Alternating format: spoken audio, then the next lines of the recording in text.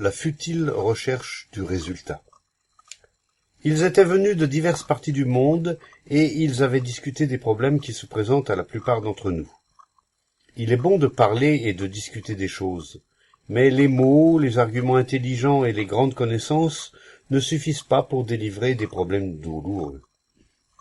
L'intelligence et le savoir montrent souvent leur inanité, et la découverte de cette inanité rend l'esprit silencieux. Dans ce silence vient la compréhension du problème.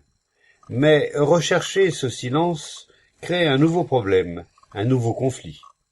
Les explications, la découverte des causes, la dissection analytique du problème ne peuvent en aucun cas le résoudre, car il ne peut pas être résolu par les voies de l'esprit.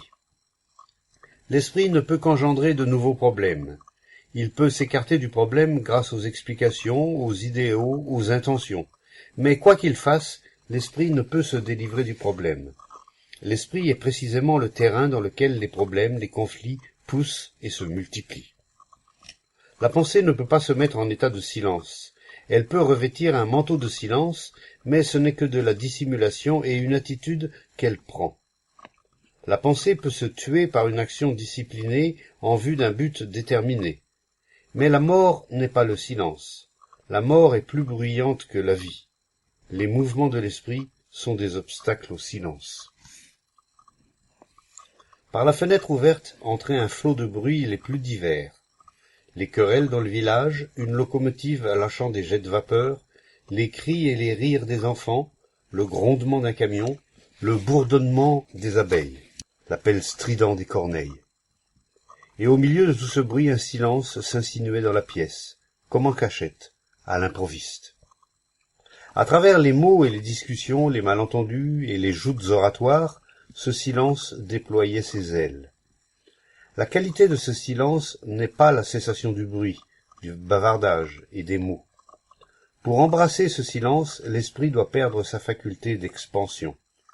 Ce silence est libre de toute contrainte, conformité ou effort. Il est inépuisable et ainsi toujours neuf, toujours dans sa fraîcheur première. Mais le mot n'est pas ce silence. Qu'est-ce donc qui nous incite à rechercher des résultats, à atteindre des buts? Pourquoi l'esprit est-il toujours à la poursuite d'une fin? Et pourquoi ne doit-il pas poursuivre un but? En venant ici, ne recherchons-nous pas quelque chose, une expérience, un plaisir? Nous sommes fatigués et repus de toutes les choses avec lesquelles nous avons joué. Nous nous en sommes détournés, et maintenant nous voulons d'autres jouets. Nous allons d'une chose à une autre, comme une femme court les magasins, jusqu'à ce que nous trouvions quelque chose d'entièrement satisfaisant. Alors nous nous asseyons et nous dormons comme une eau stagnante.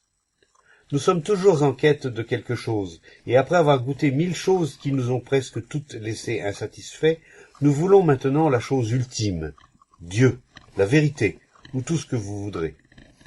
Nous voulons un résultat, une nouvelle expérience, une nouvelle sensation qui dure en dépit de tout. Nous ne voyons jamais la futilité du résultat, mais seulement d'un résultat particulier, et nous allons ainsi d'un résultat à un autre, en espérant toujours trouver celui qui mettra fin à toute recherche. La recherche du résultat, du succès, est toujours contraignante, limitative. Elle parvient toujours à un terme. Atteindre, c'est finir. Arriver, c'est la mort. Et pourtant, c'est cela que nous recherchons, n'est-ce pas? Nous cherchons la mort, mais nous l'appelons résultat, but, dessein. Nous voulons arriver. Nous sommes fatigués de cette lutte interminable et nous voulons aller là, à quelque niveau que cela se place. Nous ne voyons pas tout ce que cette lutte coûte de ruines et de destruction, mais nous voulons en être débarrassés en obtenant un résultat, en atteignant un but. Nous ne nous voyons pas la vérité de la lutte, du conflit, et nous nous en servons comme d'un moyen d'obtenir ce que nous désirons, la chose la plus satisfaisante, la plus agréable. Et ce qui est le plus agréable est déterminé par l'intensité de notre mécontentement. Ce désir d'un résultat se solde toujours par un gain, mais nous en désirons un résultat qui ne finisse pas. Ainsi, quel est notre problème? Comment nous libérer du désir des résultats? C'est bien cela, n'est-ce pas? Je crois que c'est cela.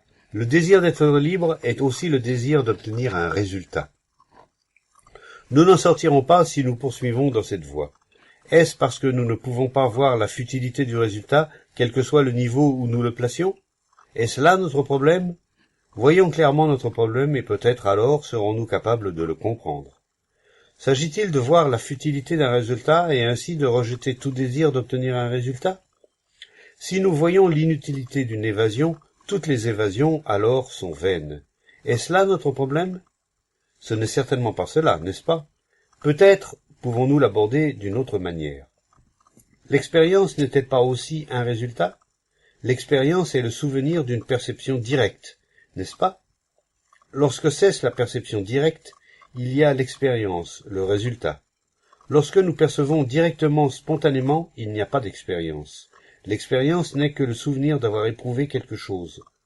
Lorsque l'état de perception directe disparaît, l'expérience commence. L'expérience empêche toujours la perception directe, la vie. Les résultats, les expériences perdent un jour ou l'autre tout sens, toute valeur, tandis que la perception directe est inépuisable. Lorsque l'inépuisable est gêné par la mémoire, alors commence la recherche des résultats. L'esprit, le résultat, recherche toujours une fin, un but, et c'est la mort. Il n'y a pas de mort lorsqu'il n'y a pas de sujet, d'expérimentateur. Alors il n'y a que l'inépuisable.